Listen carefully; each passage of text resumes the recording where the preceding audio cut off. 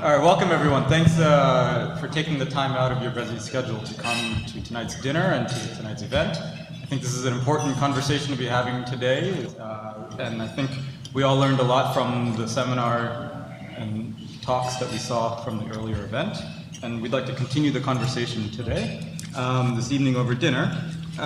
Tonight's theme of the conversation will be international trade, poverty, and inequality. And we've asked some of the top researchers in this area to join the dinner and to share with us their views on this topic that has been informed by their research. And these are some of the leading experts in international trade, development, and inequality. And I think this is an important conversation to have. The link between international trade, inequality, and poverty is a complex one. You can have poverty declining while inequality perhaps potentially going up. It could be the other way around. And so I think there's a lot that we've learned from academic work, and I think it's important to get these ideas into the future. And so I'd like to first thank all of our sponsors, the Chase Institute for Global Business, where I'm the faculty director of, SEPA, and the Program for Economic Research. I'll just make one plug for the Chase Institute. This is part of a mission of the Chase Institute is to sponsor events related to international business and international economics, like the event we're having today. One of the important events that we'll be having coming up, which I hope all of you will be interested in attending, is on the future of digital finance. That will be coming up, and so you could look for our programming coming up. And so let me just introduce our panelists. And so I think given the time that we have, we'd like to jump in to hear their thoughts. And so we've reversed the order, and so we're going to start with Wojciech Kopczak, who's professor in the economics department, and SEPA, and his research focuses on the design and behavioral responses to taxation and welfare programs, as well as on the measurement and evolution of income inequality and wealth inequality. And that's presumably what he'll be discussing today. He's going to have some slides with us, and I thought it would be good to have those slides and data put on the table to set up our next panelists. Our next panelist will be Professor Bhagwati, who of course needs no introduction. He is the University Professor of Economics, Law, and International Affairs at Columbia University. He's been a senior fellow at the International Economics section of the Council on Foreign Relations. He's been an economic policy advisor for every major unilateral and multilateral agency that we have, the GATT, the UN, the WTO, and is probably one of the most creative international trade theorists of his generation. After Professor Bhagwati, we'll have Professor Jan Zwenger, who's the James T. Shotwell Professor of Global Political Economy and the Director of the Center of Global Economic Governance at Columbia University. His research focuses on the effects of government policies on firms, labor markets, and capital markets. And he's been an important scholar in the area of global governance. And finally, we'll have Devashish Mitra, who's the Gerald and Daphne Kramer Professor of Global Affairs at the Maxwell School of Citizenship and Public Affairs at the Syracuse University. And Devashish is an expert on the Indian economy, international trade, political economy, and development economics. And so with that introduction, we'll start with our first discussant, who will share his views. And then after everyone has discussed, we'll open the floor to continue the conversation through questions and answers. All right, I need the slides.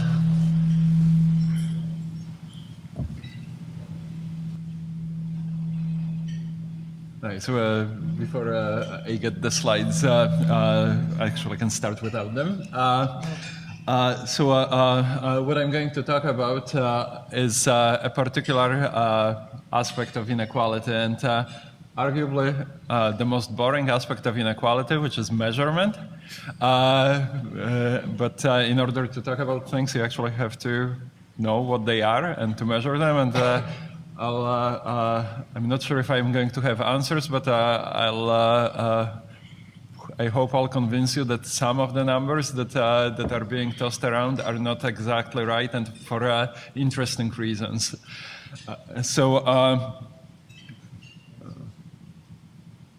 Control L.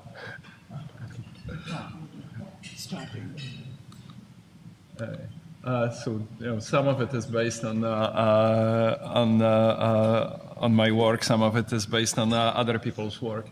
So the background of all of this, or the background to what I'm going to talk about, and some of the figures that I'll show in in a few minutes are from very, very influential work by Piketty and Sayes. So what Piketty and Sayes did in the US and in many other countries is they use tax information to measure incomes at the very top of the distribution, and that allows them to construct share of income that goes to the very top of the distribution.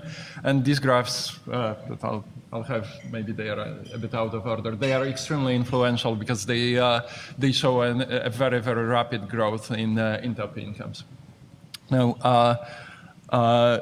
the problem or the issue with that approach, which is very interesting and, as I said, very influential, is that it comes from tax data. When it comes from tax data, then it reflects information that people report on their tax returns. And I'm going to focus on one aspect of it, which is which I and a lot of other people think that is particularly relevant, and that is how business incomes are represented on the individual income tax returns, and the extent to which you actually can see business incomes on individual tax returns. And as an aside, this is also something, if you are following the current tax policy debates, tax reform debates, that's kind of in the center of it. Because the talk is about corporate tax reform, but as a footnote to it, and a footnote with huge dollars attached to it, what you have to make decisions about is also treatment of something that's called pass-through income. And so let me start with explaining what these things are. So basically, businesses can be taxed in two different ways. One is through kind of corporate-like path. So you have a corporation has profits, profits are subject to taxation. Those profits eventually show up as individual income in the form of dividends or capital gains. And this is when approaches like Piketty and Sayes capture those incomes. So there are various issues with that. Incomes, those corporate incomes don't show up immediately on individual tax returns. They show up only when dividends are paid. Capital gains show up when people realize capital gains, which may be many years later. Sometimes then they don't show up on individual income tax returns at all. Actually, in the US, quite often they don't show up on individual income tax returns at all, because there is a great strategy for avoiding capital gains taxes, and it's never to sell and keep it until you die and pass it to your children as part of inheritance, in which case capital gains taxes are forgiven. So a lot of capital gains don't even show up on the individual income tax returns. So the ability of what you see in individual income tax data to capture corporate incomes is limited, and you can make adjustments, but you just don't know. There isn't really a great way of capturing these things. So that's one approach. The other approach is what applies to historically to a lot of small businesses, but nowadays to a lot of very, very large businesses as well, and that's something called pass-through approach. So that's the idea there is that you have a business, and income from that business is allocated to owners as we go. So every year profits are allocated as income to individual owners. There is no corporate tax liability. It's all individual income. It shows up in that particular year. Now, there are other games that you can play with it, but as a first pass, that's how it works. That's how it works for self-employed individuals. That's how it works for partnerships. That's how it works for something called S corporations, which are corporations in all respects other than the fact that they are not subject to the corporate tax, and instead they are subject to this particular form. So there are these two different ways in which business incomes can show up on individual income tax returns. One is much better than the other, kind of arguably much more accurate, but a lot of business incomes is in this other form. So This graph shows what fraction of business incomes is subject to the corporate tax, and the remainder of this would be subject to the pass-through treatment. So I'm going to talk about two countries. One is here, the US, and I'll say a few words about Norway. That's not here, but that's because we have great data for Norway. But looking at the US, the key thing to see here is that it has changed. It was 80% in the 1980s, and it's much less nowadays than it used to be. So the share of overall business incomes that have one form versus the other form has evolved over time. And once you realize that the ability of income tax returns to capture one versus the other is very, very different, then you may ask, what difference does it make? Actually, let me show this graph as well. So if you think about how business activity is structured in the US in terms of the organizational forms, that has changed dramatically over time as well. So the black line are C corporations. So these are firms that are subject to the corporate tax. The blue line are S corporations. So these are corporations that are not subject to the corporate tax.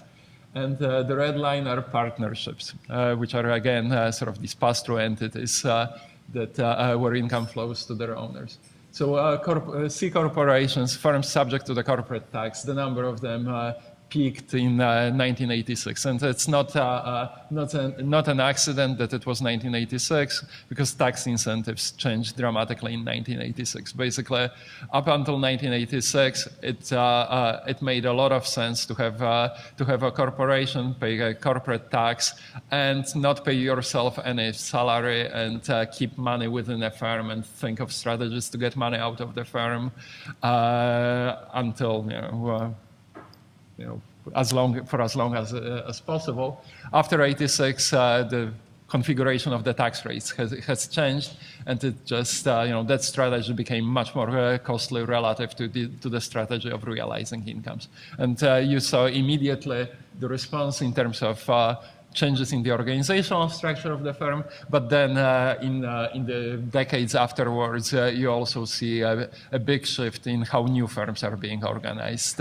New firms are increasingly or predominantly these pass-through entities, and the only things that are subject to the corporate tax, at least quantitatively, important things that are subject to the corporate tax are basically publicly traded firms. These are the firms that cannot avoid the other type of that cannot use the other types of tax treatment. Right, so I'll skip some of these things. So let me talk a little bit about Norway. So here is the graph for top income shares in Norway between 2000 and 2012. So what you can see is that focusing on the red line is top income shares in Norway constructed based on individual income tax return data. So things that you see on the individual income tax returns. So clearly there is something that happened in 2005. So what happened in 2005? What happened in 2005 is, again, tax incentives changed, and they changed in a particular way. Prior to 2005, basically it made a lot of sense to realize your individual income, pay dividends. And you see it on this graph as the difference between the blue and the red line. After 2005, it just didn't make sense to do these things. We can talk about how exactly incentives changed. And what you see is the immediate change in this way of measuring top income shares. So Norway is great for our purposes because in Norway we have great data. So what we can do in Norway, we can actually take individual income tax information, but we can also look at businesses, and we can look at a business, and we know who the owners of the business are. So we can look at profits of that business, and we can look at whether these profits are being paid as dividends or whether they are retained, and so on. So in particular, what we can do is we can take the business, take its profits. We don't care whether you paid dividends or not, but we can allocate these profits to shareholders. So instead of relying on the decisions that people make, whether to pay dividends or realize capital gains, we can allocate these things every year as they are earned, regardless of whether they stay in the business or whether they are paid out. So here is how the graph looks like if you do that exercise. So the first observation is that after 2005, the level is much higher. That's because there are profits. They are just not being paid out to their shareholders. The second observation is that 2005 is no longer such a salient event. There are still there is dynamics that's taking place, but clearly the biggest part of this is that a lot of incomes that you would like to see on the individual income tax returns are not seen on the individual income tax returns afterwards. Now, how is that relevant to the US? Well, it's relevant to the US because these incentives have been changing in the US, and they are kind of they are part of the pictures that you often see. So I'm going to skip a lot of things, but this is okay. So this is let's say. Let's start with this graph. So this is the type of a graph that you get from Piketty and Sayes. So what it is the series that sort of constructed based on individual income tax data. Here it covers a very long period, 1913 to late 2000s. And what it's showing is all of the types of incomes that you observe on the individual income tax returns, and you can include or exclude from it capital gains. This particular series excludes capital gains. Capital gains are a particularly problematic part because they are lumpy and they are under extreme control of the individuals. So the big finding is this change from the 1980s to until now, or from the 1970s until now. The level of inequality measured in this way has increased dramatically. You are looking at this graph, and this is the share of the top 1%. That's an increase from below 10% to something like 20%. Okay. No, it's a big increase. It's an increase to the level that you didn't observe since pre-World War II. Now, if you look closely at this graph, there is one big place where things change, and that's 1986.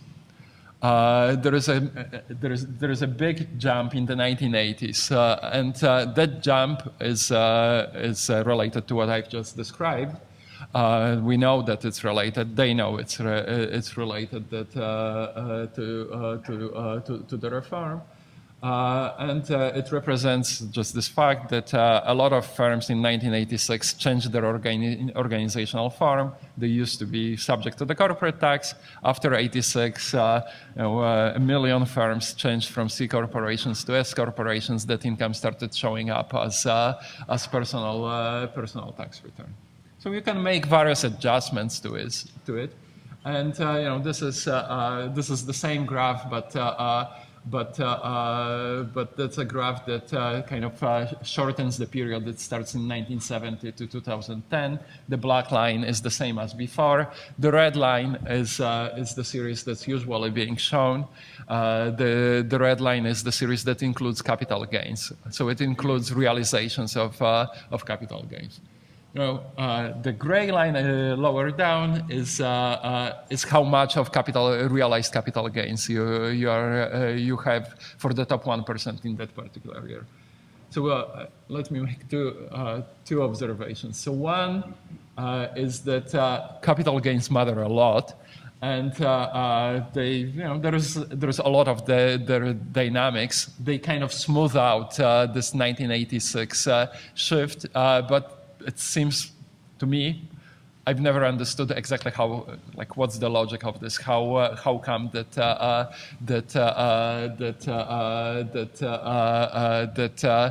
capital gains happen to be realized just before that particular tax reform in a way that smooths all of this series.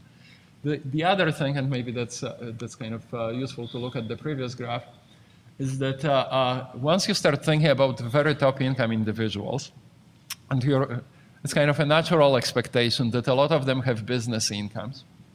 You look at 1990s, you look at pre-World War II, you look at 2000s, and you can see recessions. You look between 1950s and 1986, and there's almost no recessions there. This series is very smooth. Which is kind of surprising given, you think about people with very, very high incomes, a lot of them have businesses, and yet you don't see cyclical fluctuations in all of this.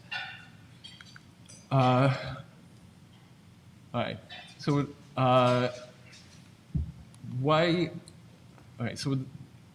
what's the concern here? The concern here is that you don't see a big chunk of business incomes before 86, and maybe you also don't see all of the business incomes after 86. Now, that could be a historical exercise. If all of this is prior to 86, then it's just a historical exercise, things that happened before 86, except that the timing of when inequality started increasing and how much it increased are kind of clear policy relevance, they are of clear economic relevance for thinking about what are the potential explanations and so on. So let me, so I'm not going to give you answers exactly how much is accounted for these unreported or not well measured business incomes, but I'll give you a bounding exercise for how much it could be. So so one way of looking at it is basically ask how much of business incomes are retained within businesses and not being paid out to their shareholders in a particular year. Right? So now, I don't think all of those business incomes belong to people at the top of the distribution. A lot of them don't. But it tells you the magnitude of the scale of the problem. So this is this exercise. So if you allocate all of that retained incomes, incomes that are not being paid out to the very top of the distribution, that's the blue line. So the truth is somewhere between the black line and the blue line, somewhere in between those two lines. But that's a very, very wide range. Incidentally, once you start looking at the blue line, you start seeing business cycle, because now you've added business incomes that were missing from that picture before. All right, so here is one allocation that Emmanuel and Thomas Piketty have done in some of their papers, and that is to say, well, let's allocate these business incomes in a way that's proportional to what we can see. What is it that we can see? We can see on individual income tax returns dividends. So, so if you assume that dividends that you see on individual income tax returns are a good representation of ownership in businesses, then this is sort of the right kind of approximately right thing to do. So if that's right, that's how the picture looks like, and it changes the level of inequality somewhat. It doesn't change things. It doesn't change things dramatically. Now, that assumption is almost certainly not true. So this is not the reason why it's not true, but that's kind of a background fact that's kind of useful for thinking about this exercise. So dividends, a lot of people own businesses, well, we all own businesses through our mutual funds or maybe direct investment, retirement accounts, and so on. You can ask how much of those dividends go to the very top of the distribution, and that has changed dramatically over time. 100% of dividends went to the top of the distribution, if you go almost 100%, if you go back far enough. If you look at these things nowadays, not a huge share of dividends goes to the very top of the distribution. That's the reason why their picture has a little bit of a divergence early until the 80s, but then it starts converging because the share of dividends and share of household incomes that go to the top 1% is kind of close to each other. Now, this sounds like a very strange exercise for thinking about closely held businesses. Because when you think about a closely held business, actually any business, a business that pays a lot of dividends is not a business that retains a lot of earnings. It's kind of, they are mechanically negatively correlated. These two things could be correlated positively within a population, but if I pay a lot of dividends, that means I'm not retaining earnings. Money is leaving the firm rather than staying within the firm. The businesses that have been converting or have been that are pass-through businesses, these are not publicly traded corporations. These are businesses that have relatively few shareholders that are closely held, and these are precisely the businesses that have no good reasons to pay a lot of dividends. If they retain earnings, they retain earnings. They don't pay dividends. If they decide to liquidate the business or to get rid of to move money out of the firm, they usually spend a lot of money on dividends. Those two things rarely go together. So these are kind of very back of the envelope allocations, but one thing you can do is to say, okay, let's think about small. So the problem with all of these things is lack of great data. But let's think about small businesses and large businesses separately. And let's say that small businesses belong to people at the top of the distribution, and if they retain the earnings, that's earnings at the top of the distributions. Once you start doing that, let's say pick a line. Let's pick a red line on this graph. Once you start doing that, this big increase in inequality starts going away, and the 1980s no longer start looking like a time when a huge thing started happening with inequality.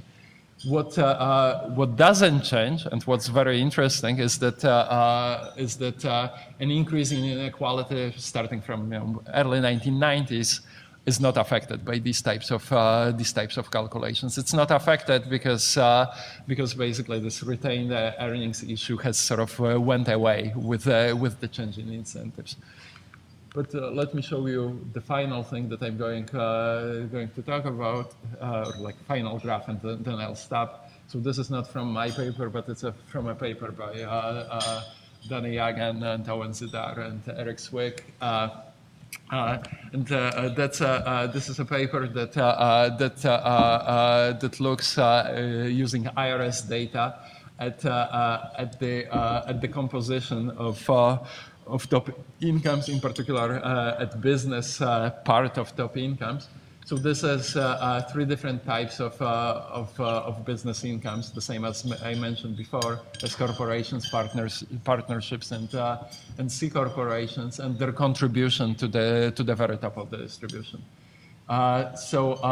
Dividends make a contribution to the very top of the distribution, but it's dwarfed by the other two components, which are S corporations and partnerships.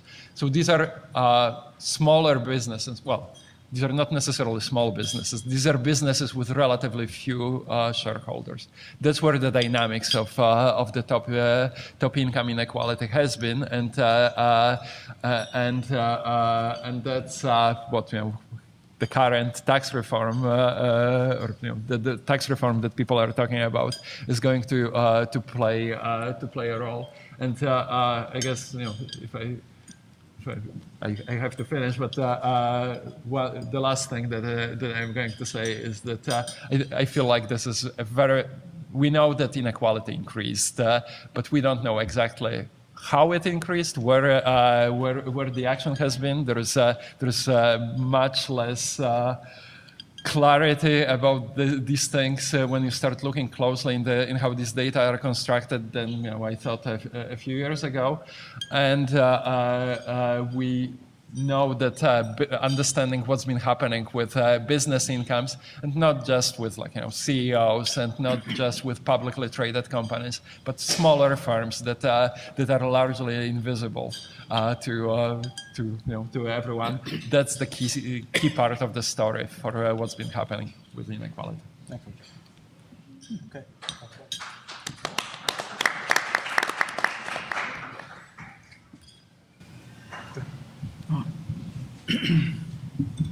I'll just be very brief. Obviously, I have nothing to say about your construction, but let's assume that the inequality is increased. I just want to raise a few questions about that, the implications of that, and just one particular issue, and that is, in fact, I suggested that we it's someone who's worked in the area of, it was Catherine Freund, who's written a whole book on the subject of inequality and in the top 1%. So I wanted her to come, but she's busy with looking after children or something like that.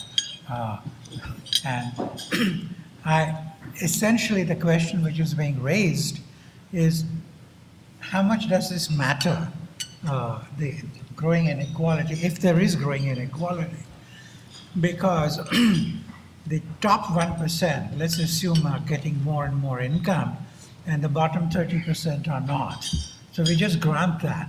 So what does it imply in terms of the economic consequences? And I think what the question one needs to raise is, does that 1% matter? Is it really, because the 1% belongs to, I mean, that's a group of people, which is actually the composition of that group may be changing over time. So people are getting in and people are getting out. This is where the implication of that 1% getting more and more income, let's assume that we grant that, is that something we need to worry about in the way in which Piketty, etc., really talk about it? Like reading Piketty, reading Piketty, I almost got hernia carrying it back and forth. Then I realized I had to Xerox some pages and carry those back and forth. But he actually, being a French intellectual, spends a lot of time talking about how the growth in power of the 1% creates consequences. Namely, he cites Jane Austen and talks about Jane Austen and where Mr. Darcy essentially has both status and income, and yet Lizzie Bennet, if you've ever read the book, wipes the floor with him. So the fact that the guy has is at the top is totally irrelevant to the social outcome of that. And so today, I mean, of course, there are a lot of books have come out about Jane Austen in the last 6 months or so, which simply reinforce this particular point. So the notion that Jane Austen shows you that, in fact, the inequality has consequences in terms of the behavior and the ability to lord it over the bottom 30% is simply wrong. He hasn't read Jane Austen, clearly. But being a Frenchman, I suppose, with all due respect, he's got to show that he's read something. And it seems to me that this is ridiculous, actually, that he should do that. So then I asked also, Caroline Freund's book also shows that a lot of people do move in and out. and she talks about that. And it seems to me that there also, you need to worry about whether in fact the ability of, or rather the concentration of income at the top, does it apply to a stable group where everybody is the same throughout the period between comparisons, right? And if it is not the same, we have to ask who has moved in and who has moved out. And that is extremely important. So what she does is to point out that a lot of people do move in, whose rise in income people don't object to, because it's not inherited wealth. It is something they've earned, and people have very different attitudes towards people who have earned income. Like we know, skillions of people, just you've got to go up to Fifth Avenue, etc., who have not inherited the money, but who have earned the money. Nobody seems to mind that particularly. So that's one point that she does make, that we need to distinguish between different ways in which that income inequality has come about. But the second thing, of course, is that people are falling out continuously from that. And so I asked one of my French colleagues, who will remain unnamed, he's not here today, he's doing something else for the department. And I asked him, I said, has Piketty read Buddenbrooks? Because his famous novel of Thomas Mann, which won the Nobel Prize, where the third generation goes down the tubes. And his reply was very funny, and I'll just end on that. And he said, in France, we don't consider German literature to be literature. The point really is that this notion which he's actually sort of loose language on the part of Piketty. I mean, it's an interesting book. I enjoyed it. But the point is, if you really want to talk about the 1%, you really have to get into these issues. You can't just say it's a static 1%, which is steadily fattening up on the kinds of incomes which you're talking about. And I think once you do that, you get a very different picture. And I think it seems to me that that is something we need to keep in mind. So I just wanted to bring that point out. And literature doesn't support this. Direct observation doesn't support it.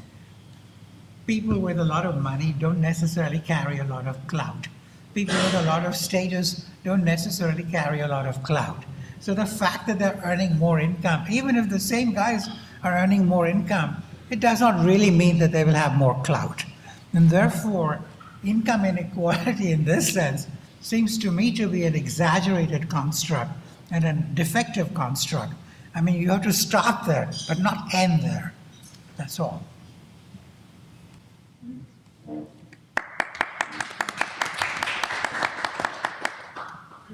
All right. So I was asked to talk a little bit about Central Eastern Europe, and I'll try to link it a little bit with the earlier session. So for those of you who haven't followed the situation there was a huge systemic change, right? It was centrally planned economies of the Soviet type. China is a variety of that as well, that really operated in terms of trade in a completely managed, centrally planned trade. So basically they had a trading area, Comecon, and were hermetically sealed. They traded with the West, but in a very regimented way. And interestingly enough, a number of those countries, maybe all of them, I haven't looked at it, but certainly a number of them had no tariffs.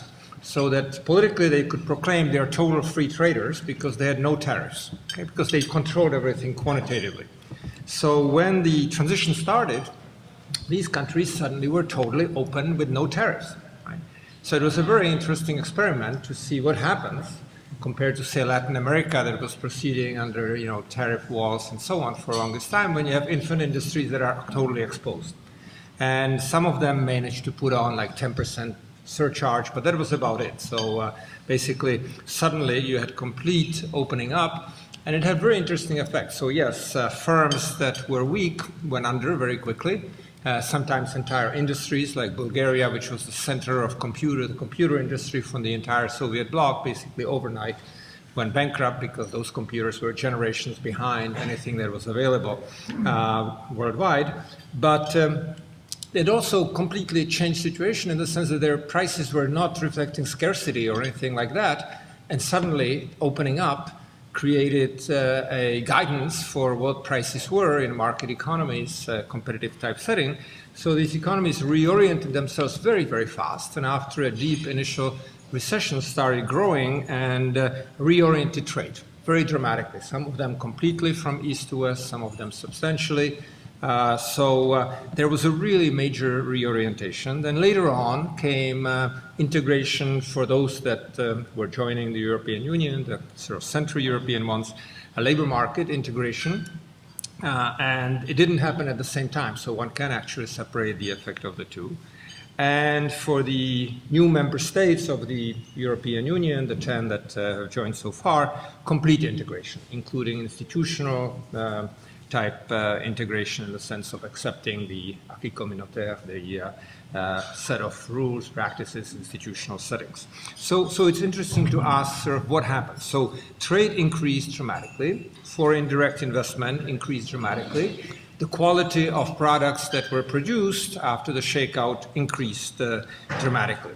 So that was sort of an interesting first set of stylized facts that emerged. And after the initial recession, quantity of output, in other words, economic growth resumed and was faster in East than in the West. So that was part of sort of engine of growth of Europe, really in terms of rate of growth, was much more there. You also had the realization that the boom and bust cycles in output and credit started following Western Europe because of the integration.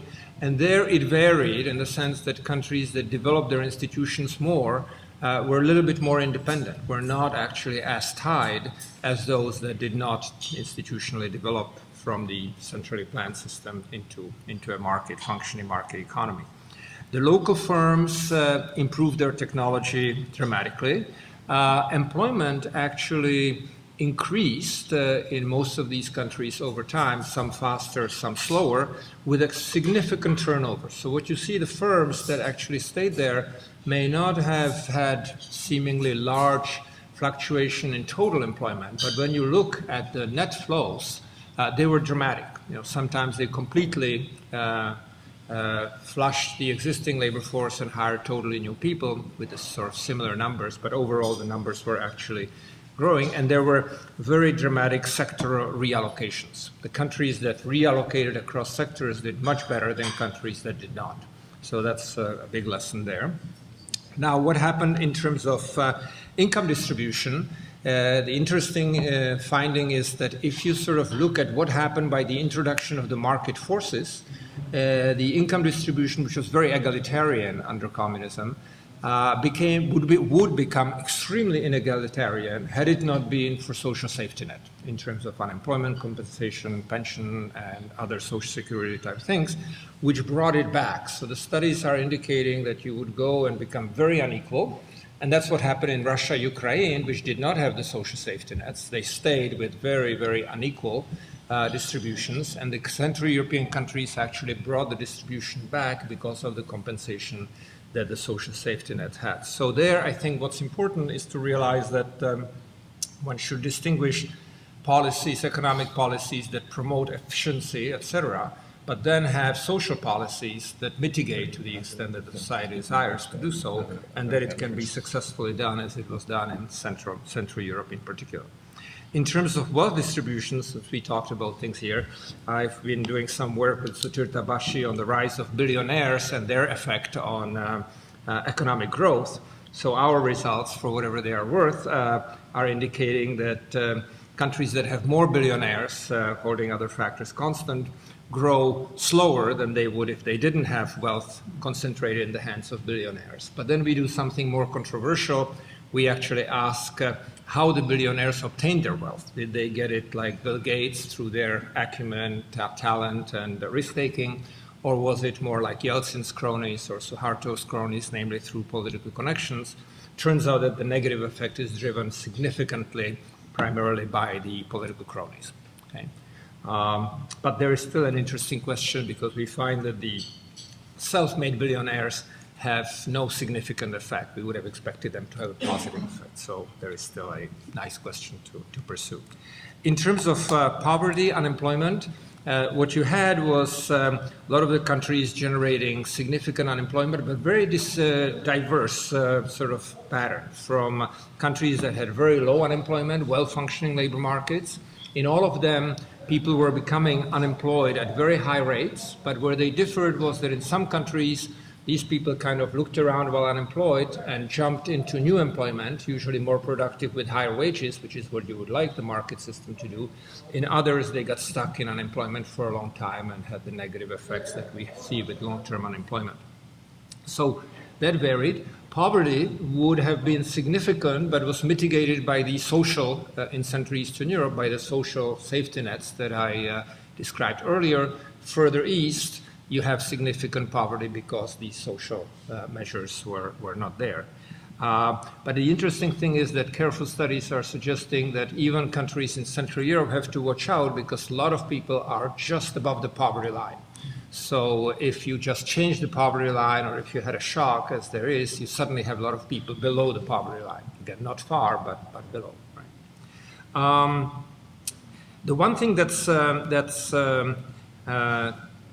tantalizing is the fact that even 30 years after the transition, so that's a long time after the start, wages and labor costs per person have remained extremely low, even though you had complete integration even in the new member states, those that are part of the European Union. So you still have wages that are 30, maximum 40% of what they are in neighboring countries, sometimes just a few miles. If you take Czech Republic, let's say, you have 100 miles, same factories, Volkswagen owning Skoda and Volkswagen, and wages being 1/3.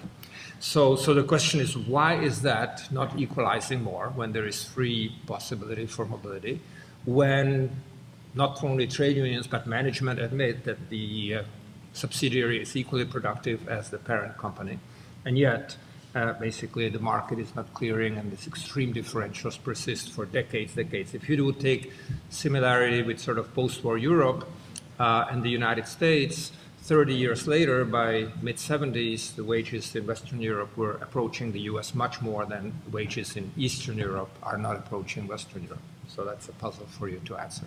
Thanks.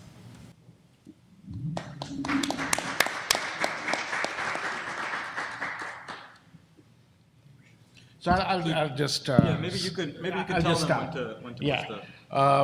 I'm going to talk about some of the work that I've done on India and look at some comparisons with China. I'll start with the first graph, which is the next slide, which basically looks at the world as a whole. Could we move to the next slide? Where you see that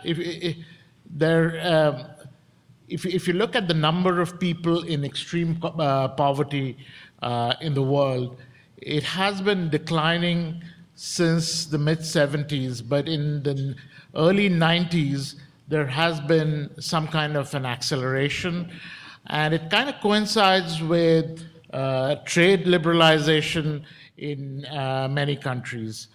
So this is the graph I was talking about.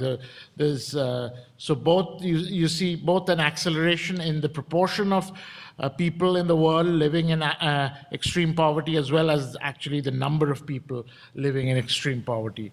So now there's so I'm quickly going to talk about mechanisms.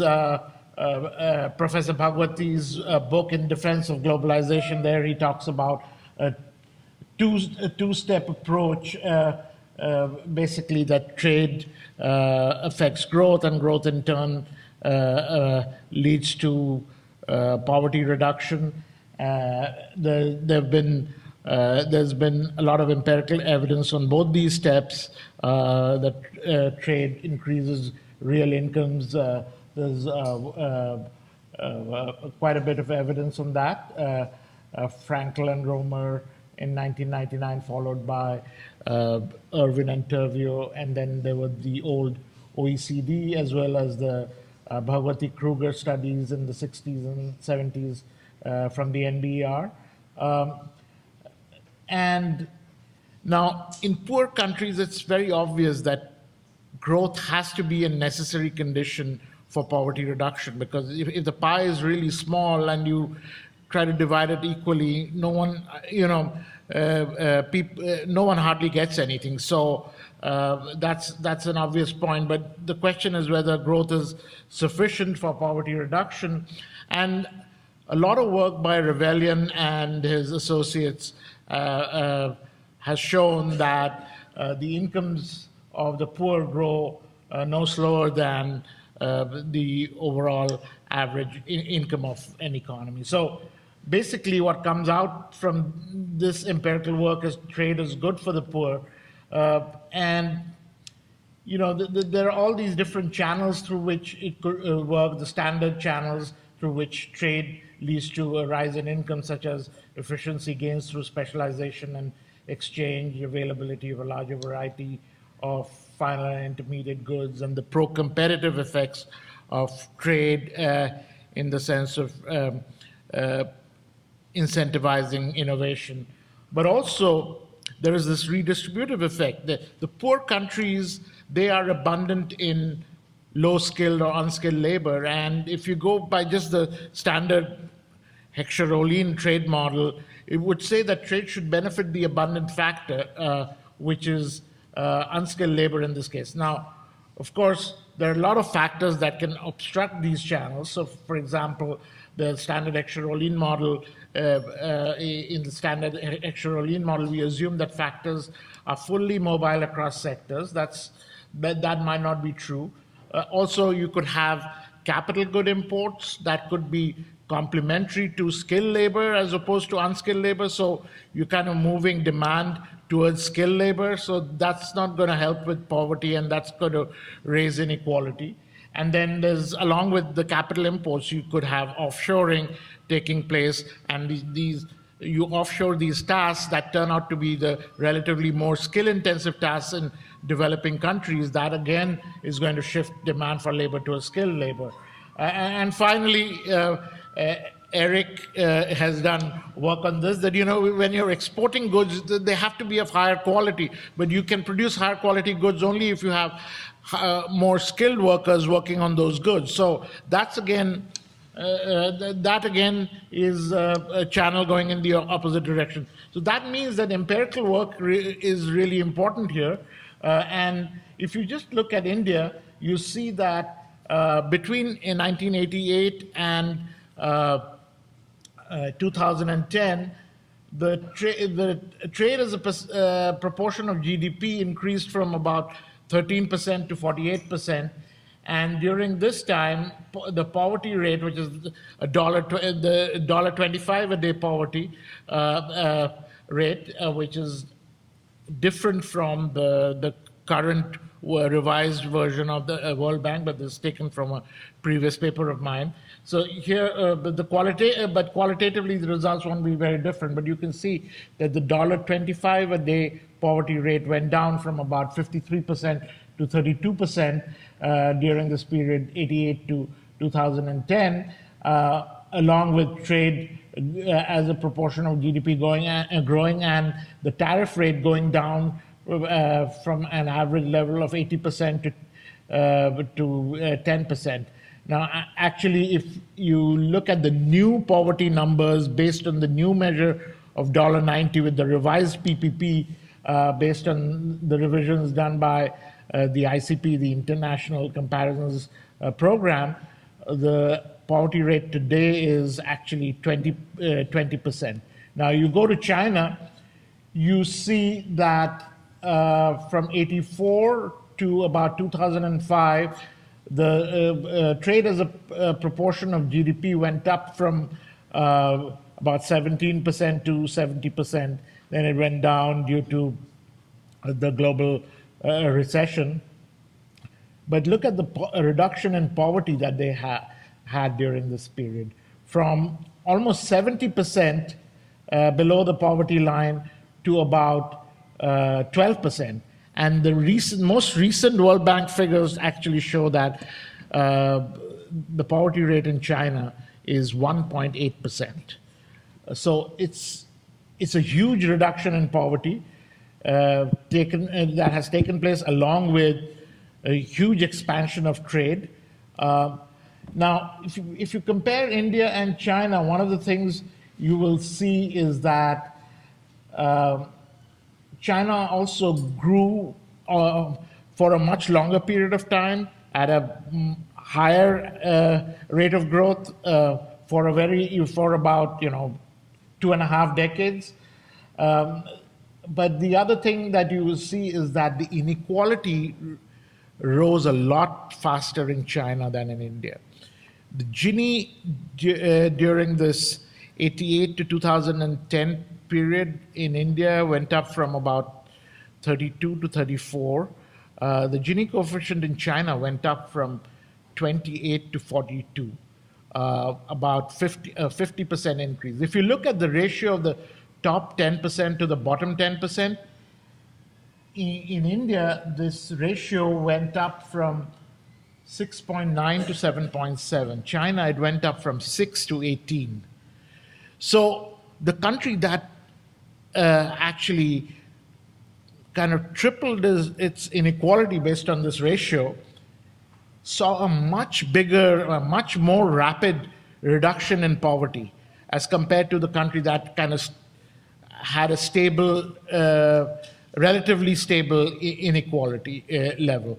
So it's not clear what was driving this. It could be that in India, a lot of tax revenue is used up for purely redistributive purposes, while in China they used their revenues to build infrastructure that led to higher growth for 2.5 to 3 decades, and that reduced poverty. But this is something, this to me is very interesting in terms of looking at this trade-off between inequality increase and poverty reduction. Now, I've done a couple of studies with Rana Hassan at the Asian Development Bank and a couple of other people like Beza Oral and Joel Kane. And we've looked at Indian states and looked at how trade liberalization affected poverty reduction in these Indian states. And here, one of the challenges that you face here is that trade policy is determined at the national level and not at the state level or the district level. So what we did was we created a measure of the exposure of the labor force to foreign competition. So it's a weighted average of industrial tariffs, and the weights are shares, employment shares in the various tradable industries. And based on that, we actually see that there was states that faced greater exposure to foreign competition by way of employment composition tend to have lower urban, rural, and overall poverty rates, but also have experienced greater poverty reduction due to trade liberalization. And because India's labor laws can vary across states based on the amendments they do to the national labor laws and the degree of implementation of these labor laws, we can also kind of, and this was first done by Besley and Burgess. They looked at which states had more flexible labor markets relative to others. We find that the beneficial impact of trade in terms of poverty reduction is more in states which had more flexible labor markets. And of course, there are other things that benefit, that lead to greater benefits from trade liberalization in terms of poverty reductions, things like higher road density, more advanced banking and financial sectors, and so on. So states a better financial system, better road network, and so on, actually benefit more from trade liberalization in terms of poverty reduction. Now if you just look at this graph and we look for this 87 to 2004 period, we look at the change in this employment-weighted tariff and change in poverty. You see that states that had a bigger change in the employment-weighted tariff also saw bigger reductions in poverty. It's pretty easy to see here, and this is, of course, this is just a correlation. So now Arvind Panagaria with Mega Mukim has also looked at these effects for different classes in terms of the backward classes, what they call scheduled castes and scheduled tribes in India, and he finds that even for those classes, you find that there are they find that there are benefits in terms of poverty reduction and higher growth rates of incomes as a result of trade liberalization. Trade and inequality. In India, Praveen Krishna, along with his former colleague Guru Setupati, did a study on the impact of trade liberalization on inequality. They don't find any kind of association between inequality and tariff and non-tariff barriers. And in fact, they find that after trade liberalization, overall inequality first went up, first went down, then went up, and then subsequently fell again. So there is no real relationship between trade and poverty there. One thing I'd like to talk about is my work on the impact of trade liberalization on labor shares. There's been growing concern in the macro literature that labor shares have been falling over time all over the world as globalization has been increasing, markets are opening up. At the same time, we are finding that these labor shares are going down. So we looked at this at the firm level for India, and we find that in relatively smaller labor-intensive firms, trade liberalization has led to an increase in labor shares, while in the relatively less labor-intensive firms, bigger firms, the share of labor incomes has gone down. With my colleague Mary Lovely, I've done some work on China with Mary Lovely and a former student of ours, Faria Kamal, who's at the census now. And we find that in China, of course, labor shares overall have gone down, but the impact of trade actually has not been negative on labor shares. In fact, the coastal provinces, firms located in coastal provinces benefit from trade, and when it comes to changes in labor shares, the labor shares go up. So we could say that labor shares would have been lower in the absence of trade. Now, let me just conclude now. There's some of our work has shown the importance of domestic institutions, complementary domestic policies, in terms of better road densities, labor market flexibility, and financial development. Their complementarity with trade liberalization. So this is consistent with what Professor Bhagwati in his book talks about, what he calls appropriate policies in combination with trade liberalization. And with Praveen Krishna and Asha Sundaram, we've worked also on the impact of trade liberalization in lagging and leading states in South Asia. So it just is not restricted to India, but looks at Pakistan and Bangladesh and so on. And we find that states that are lagging, that is, states that are further away from their nearest port, don't gain as much from trade liberalization in terms of poverty reduction as states that are closer to ports. We also show that the price transmission from trade liberalization, from tariff cuts, is lower in those distant states.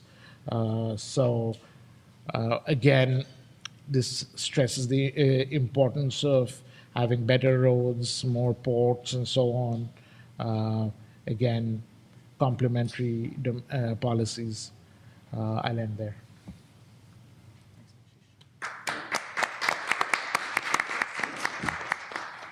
Okay, so we have a bit of time for some questions and answers. I think I'll take the liberty of going first.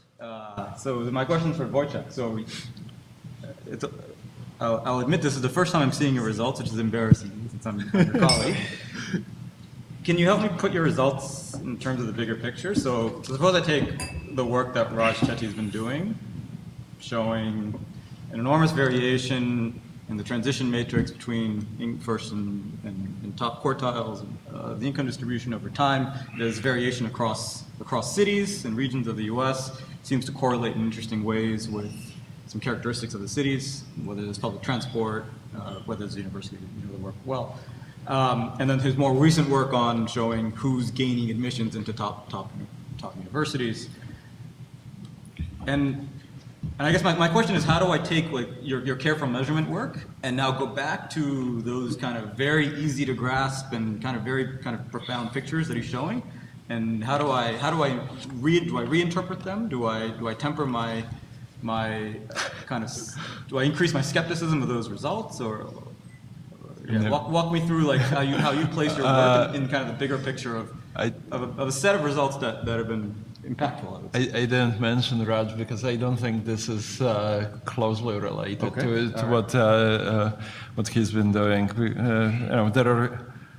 I mean, you can look at various aspects of the distribution. So, all the things that I was talking about were about measurement of incomes at the very top, and in particular, I don't think I have any reinterpretation of what's been happening at the very top of the distribution in the last 15 to 20 years. The only reinterpretation that I have, kind of quantitatively important, is before that. So no, I don't think there is a close relationship there. I think. Let me comment on some of the other things that have been mentioned. So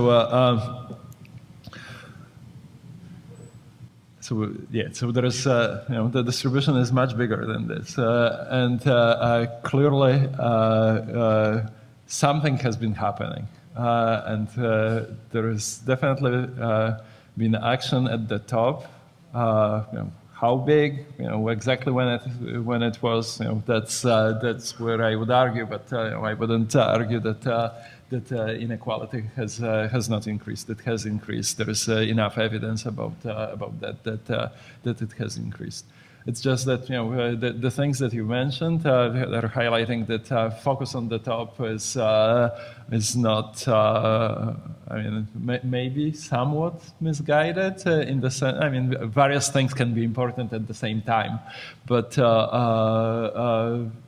So, we can even get political. In some sense, what's been happening in the U.S. with elections, with the result of the election, is probably a manifestation of a form of inequality or a form of stress that certain groups are feeling. But I would personally link it more to not to the ends of the distribution, but to the middle of the distribution. So the sort of the literature on polarization, rather than things that are about poverty or the very top of the distribution. There are interesting things that are happening at the very top of the distribution, and clearly there are things that are happening with poverty. But I think the big story is polarization and kind of probably technological change, and to an extent international trade that's affecting the middle of the distribution. I think this is the biggest story in inequality.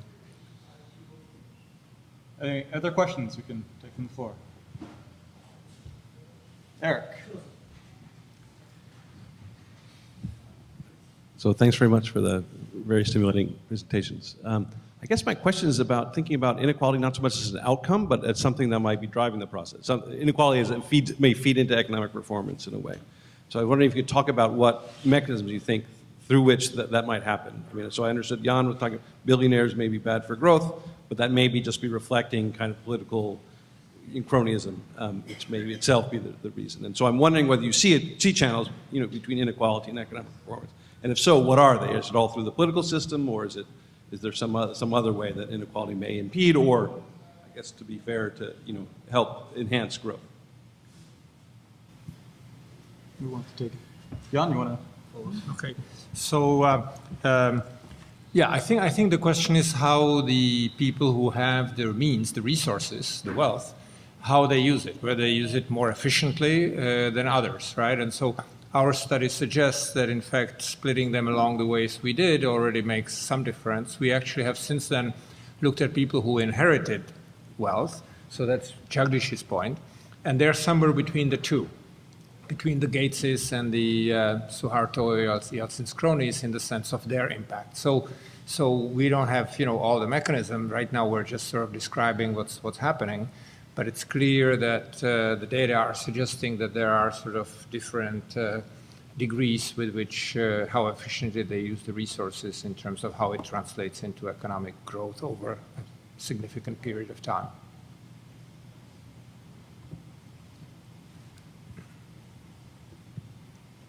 I have a question. We heard about trade, we heard about poverty. We haven't heard about immigration. So in an old, naive trade theory, we thought, we'll have factor price equalization, we'll have the effects that Devashish was talking about. Doesn't seem to be enough. So what should we do? I'll just finish quickly the point I was making. What's striking to me where the wage equalization is not happening between East and West Europe is that it's even, as I say, 100 kilometers apart, fully, free border, people can move totally easily. So languages are different, okay. But how can that persist for almost 30 years? As a labor economist, I'm puzzled. I just would have thought that the equalization, 20%, 30% differential in the US between North and South, let's say, we've seen persist, right? But, wages being 1/3 or labor costs as well. And that persisting is puzzling. And there is migration, there is some migration, but just not enough. But I'm Polish, there is enough migration.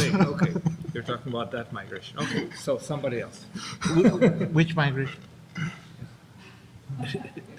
No, you would. Oh, okay. Yeah. They received a lot of them. And I don't think about this Central and Eastern Europe as being so open to migration, for example. To that migration, yes. No, I'm fully with you. In fact, that's highly critical. Yeah, absolutely. So my question was, for so long we didn't study migration when we were studying trade. Right? We studied trade, we studied labor is embodied in goods, and so the trade in goods will solve the problem of relative inequality. It doesn't seem to be happening. That trade is a substitute for, I talked about all those different reasons why the standard Heckscher-Ohlin model will actually fail, right? And so because of that, of course, across countries also you won't see any equalization of wages, but technologies are also very different, right? Right now, what you're seeing is a different kind of trade, right? Where production processes are getting split into different parts, and you can take the parts of the production process here to another country, say in Vietnam, and combine the technology here with labor there. So I think you'll probably see more wage equalization in the future because the technology here is being used there, but then again, there's the whole value chain, right? You are actually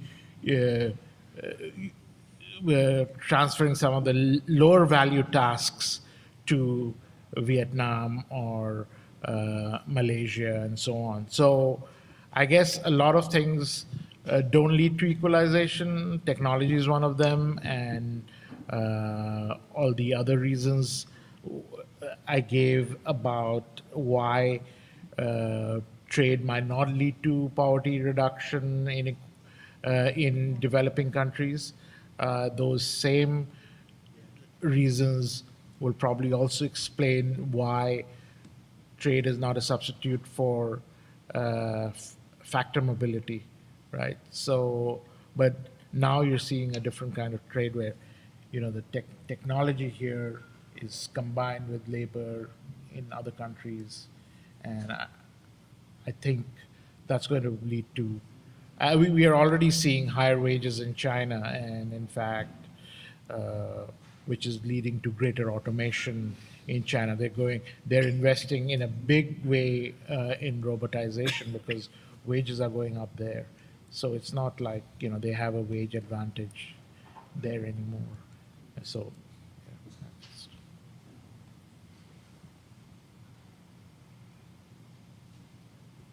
I think I just want to make the point I made in the morning.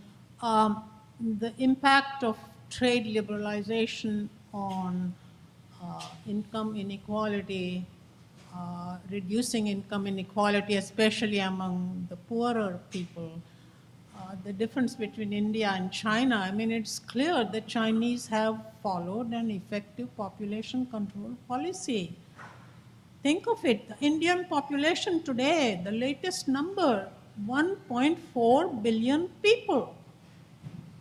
And there is no, for example, I mean, there are no socially activated policies among the federal government or the state governments in India on, for example, education of little girls in Indian villages, so that they can go to schools, to colleges, have a job, and, think of having a better life than just producing children.